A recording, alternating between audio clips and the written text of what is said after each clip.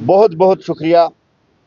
जिस तरह से कल आपने देखा कि एक high voltage drama national conference की तरफ से यहां करने की जो कोशिश की गई, हाई वोल्टेज ड्रामा। कभी वो कह रहा था कि मैं बर्स्ट हो जाऊंगा ईद के बाद, हमने कहीं धमाका ही नहीं सुना, कहां फट गए। लेकिन यकीन के साथ कह सकते हैं जम्मू कश्मीर के लोग उसको फोड़ देंगे और ऐसा धमाका होगा कि नेशनल कॉन्फ्रेंस की धज्जियां उठ जाएगी। उमर साहब का स्टेटमेंट, हम जंतर मंतर पे धरना देंगे, एहतजाज करेंगे। बड़ी मुश्किल के बाद, पहलगाम अटैक के बाद टूरिज्म यहां रिवाइव हो गया। अब टूरिस्ट यहां आ रहे, लेकिन अनमैचवर सीएम साहब जो कह रहे कि जंतर मंतर पे धरना दूंगा, क्या मैसेज जाएगी देश को? क्या वो श्रद्धालु अमरनाथ जी यात्रा के लिए जो आना चाहते हैं, एक रॉन्ग मैसेज नहीं जाएगी? उन टूरिस्टों के लिए एक रॉन्ग मैसेज नहीं जाएगी? वो यही नहीं सोचेंगे शायद अब भी जम्मू कश्मीर में हालात खराब है इसलिए यहां ये धरने पे बैठे? सबसे पहला ये मेरा उमर साहब को ये क्वेश्चन है, आप देश के लोगों को, आप उन अमरनाथ जी यात्राओं को क्या मैसेज देना चाहते हैं कि जम्मू कश्मीर में सब कुछ ठीक ठाक नहीं है इसलिए हम धरना पे बैठे हैं? उमर साहब जम्मू कश्मीर, खासकर कश्मीर की इस टूरिज्म इंडस्ट्री को बर्बाद करना चाहते हैं। ये बहुत बड़ा अटैक है यहां की टूरिज्म, उस नाव वाले, उस होटलियर, उस रेड़े वाले जिसका रोजगार टूरिज्म सेक्टर के साथ जुड़ा है, ये बहुत बड़ा हमला उठता है। नंबर 2, कॉन्स्टिट्यूशनल गारंटी मांगते हैं, स्टेटहुड की बात। जब बार बार देश के वजीर आजम आदरणीय नरेंद्र मोदी जी और देश के गृह मंत्री अमित शाह जी ने यह बात कही कि अप्रोप्रिएट टाइम पे आ जाएगा, और उस पर तुरा यही लोग इसको कोर्ट में लेके चले गए, चाहे वो स्टेटहुड का मामला हो, चाहे वो स्पेशल स्टेटस का मामला, ये कोर्ट में लेके गए। अब उस कोर्ट पे भी इनको भरोसा नहीं जिस कोर्ट को ये फरियाद लेके चले गए। ये नेशनल कॉन्फ्रेंस के कथनी और करने में फर्क है। एक आम सी लफ्ज में अगर हम कहें, वादे, गारंटियां, 12 गैस सिलेंडर, 5 किलो चावल, 1 लाख जॉब्स, डिलीवरी को परमिट करना, 200 यूनिट बिजली। अब जब लोगों का प्रेशर इन पे आ गया है तो इन्होंने ये हाई वोल्टेज ड्रामा यहां शुरू करना और अब लोगों का अटेंशन डाइवर्ट करना, और ये शायद जम्मू कश्मीर के लोगों को बेवकूफ समझते हैं इसलिए कहते हैं हम जंतर मंतर पे धरना के लिए जाएंगे। कुछ भी हासिल नहीं होगा, ये सिर्फ उस गवर्नमेंट पैसे की बर्बादी है जो कल इन्होंने वहां वाजमान पे लगाया। अब ना इनसे नौकरी दी गई, ना बिजली के 200 यूनिट, ना गैस सिलेंडर। मुझे लगता है जो वहां हांगल और जो मंकी वहां दाचीगाम में है, शायद उनको भी ये अब डाज करने के लिए वहां चला गया। उनको भी शायद कल उमर साहब ने कहा होगा 200 किलो ही घास आप खा सकते हैं, उसके बाद आपको भी टैक्स लगेगा, खाली 200, उनसे भी ये टैक्स लेगा। बहुत शोर शराबा उमर साहब का, मुझे रेड कारपेट नहीं चाहिए, मैं निकलूंगा तो ट्रैफिक जाम है। उमर साहब, कल आपने पूरी दुनिया को गलत मैसेज दी जब आपने दाचीगाम के गेट बंद कराए। वो टूरिस्ट जो गुजरात, बंगाल, महाराष्ट्र से आए, आपने 7 घंटे तक उनको बाहर होस्टेज करके रखा, उनका जवाब दीजिए।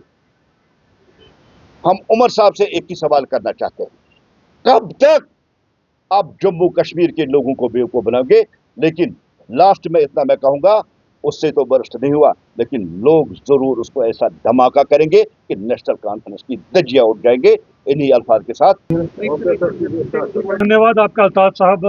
मंजूर साहब भी मेरे साथ हैं और मेरा छोटा भाई साहिल भी मेरे साथ है।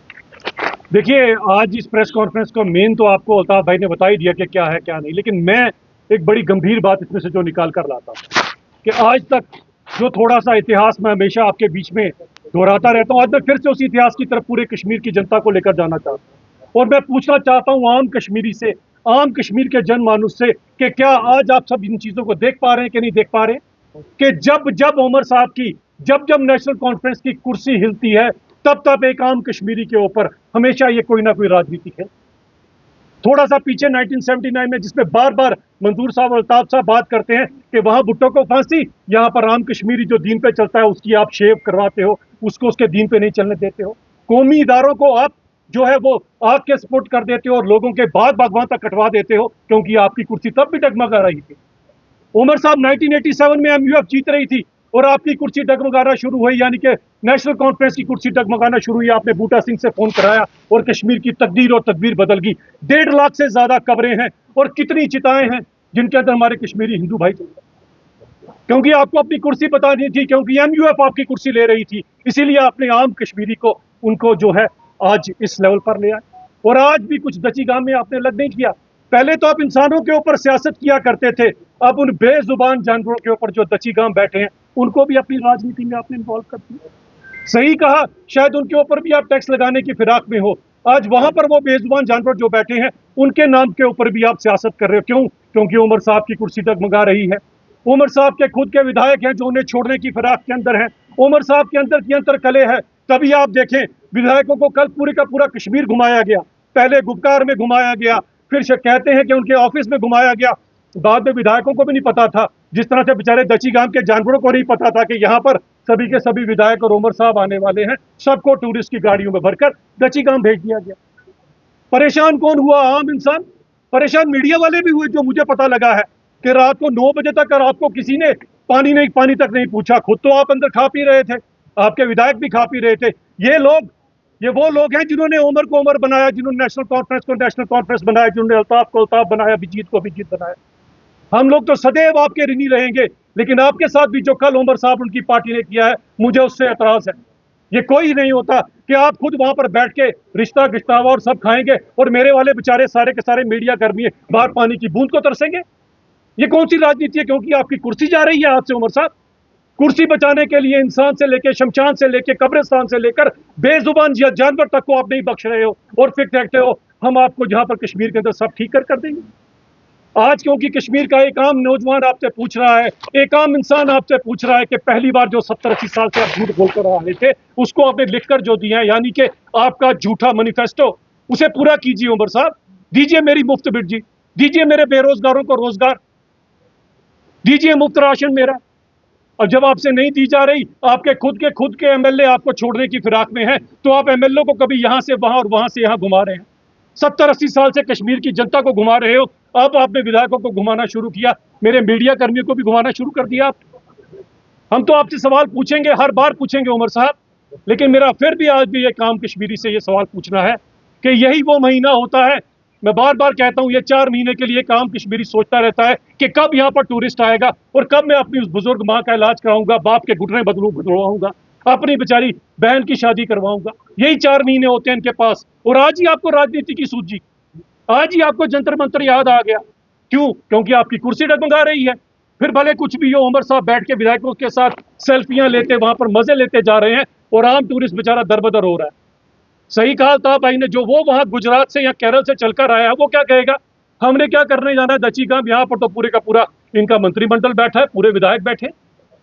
और अगर आप ये भी काम करते हैं चले दिखाने के लिए, क्योंकि आपके पास 80-90 साल तो कुछ भी नहीं था करने के लिए, आज जाके वो ठीकरा फोड़ते हो 370 का बार बार, जिसे माननीय सुप्रीम कोर्ट ने भी कह दिया और आपने तो अभी रिव्यू पिटीशन भी फाइल की है।